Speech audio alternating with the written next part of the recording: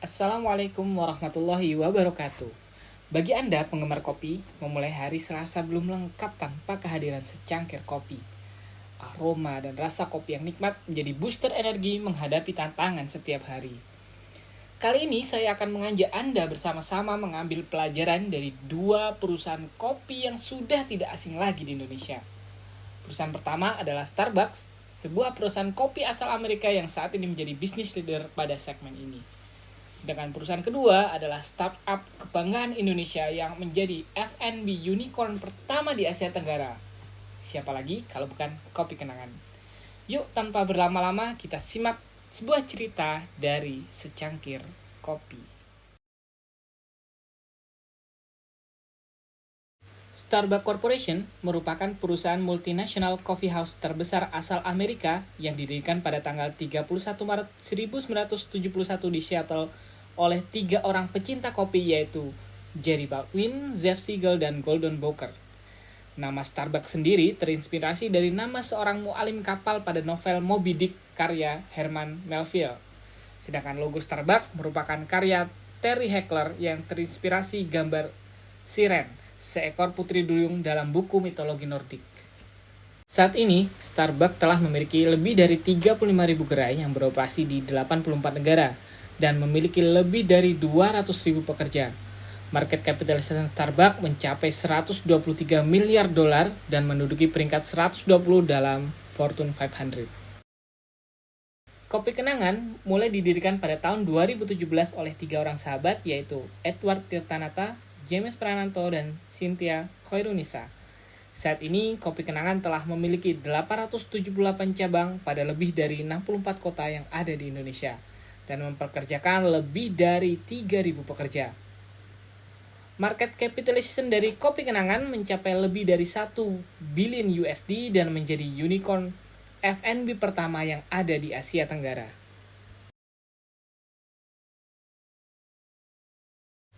Secara positioning, Starbucks mengambil posisi sebagai penyedia premium coffee yang tidak hanya menawarkan kopi namun juga menawarkan experience dalam proses minum kopi.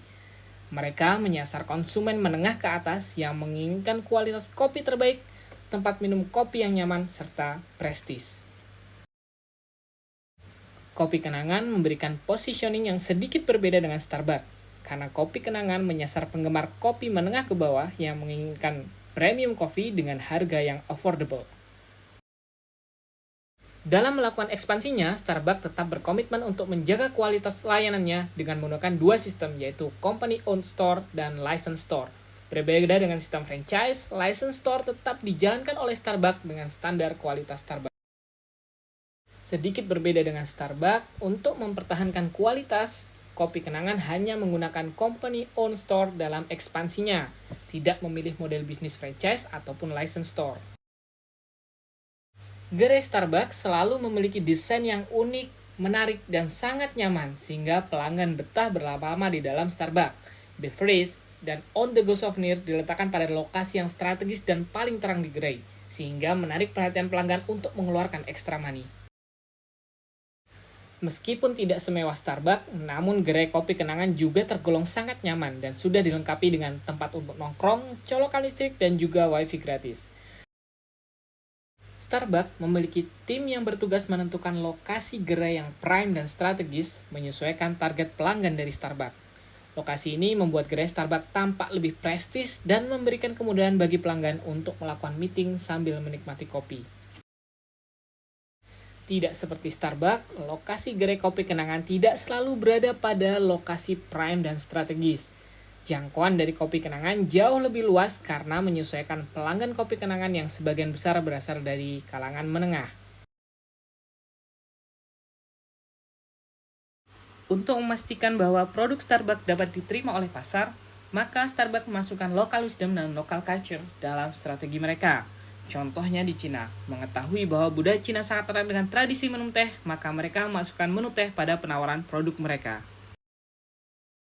Sedangkan untuk Kopi Kenangan, strategi serupa belum terlalu terlihat. Mungkin karena saat ini lokasi store Kopi Kenangan masih berada di Indonesia saja.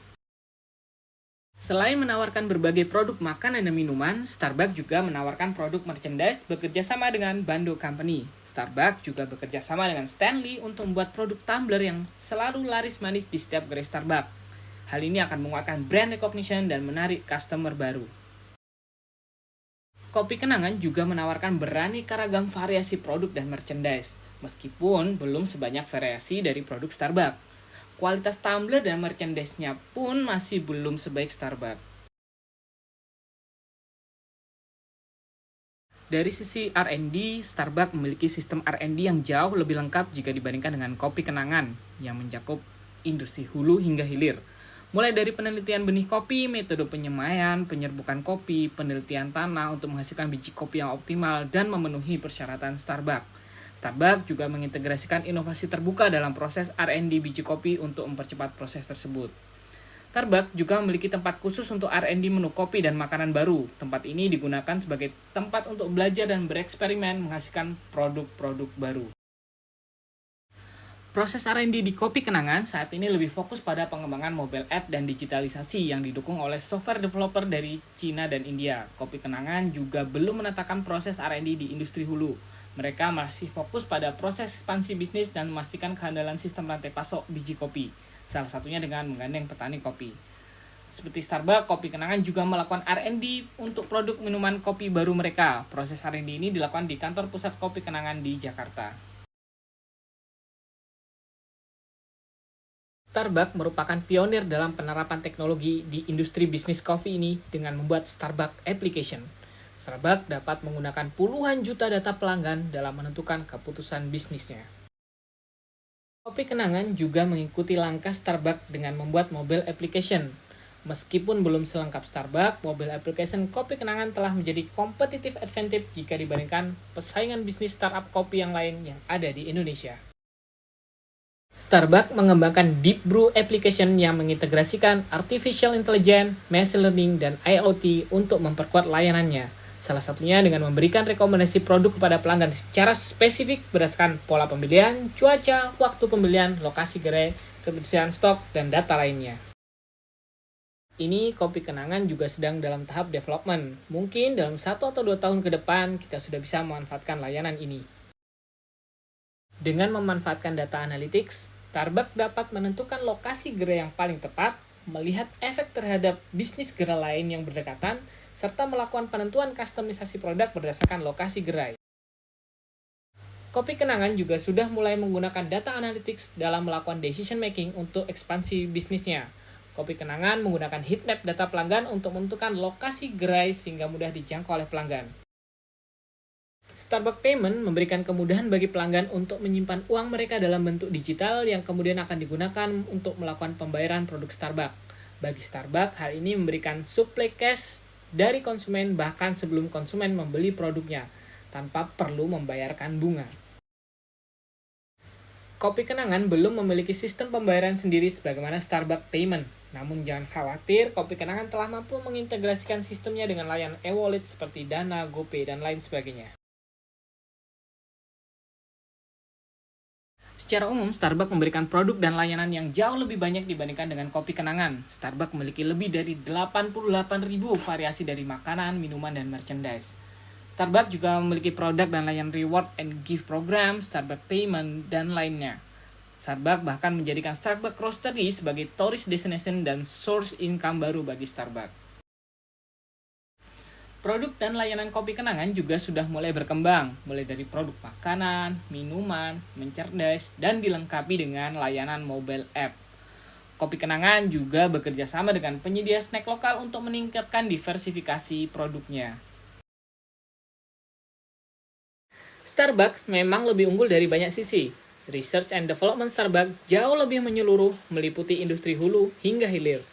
Mulai dari penelitian biji kopi, hingga penelitian menghasilkan menu-menu baru bagi pelanggan. Teknologi innovation Starbucks juga jauh lebih maju dengan adanya integrasi artificial intelligence, machine learning, dan IoT.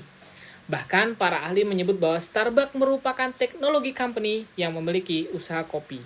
Produk dan layanan Starbucks juga jauh lebih lengkap, mulai dari makanan, minuman, merchandise, Starbucks Rewards, Starbucks Payment, yang menjadikan Starbucks dianggap sebagai unregulated bank karena memiliki kemampuan untuk menyimpan dana besar dari nasabah tanpa perlu bingung membayarkan bunga.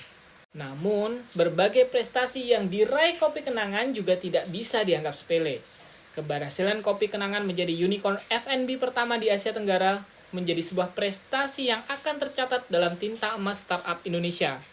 Kemampuannya untuk berekspansi lebih dari 800 gerai dalam 5 tahun jauh melebihi prestasi Starbucks dalam 5 tahun pertamanya. Kopi Kenangan juga terbukti tangguh dan mampu bertahan di kala pandemi. Dengan berbagai potensi di atas, menurut Anda, apakah Kopi Kenangan mampu menyaingi Starbucks dalam 10 tahun ke depan? Silahkan tulis di kolom komentar ya. Semoga yang sedikit ini bermanfaat. Jangan lupa like dan subscribe. Sampai ketemu pada video selanjutnya.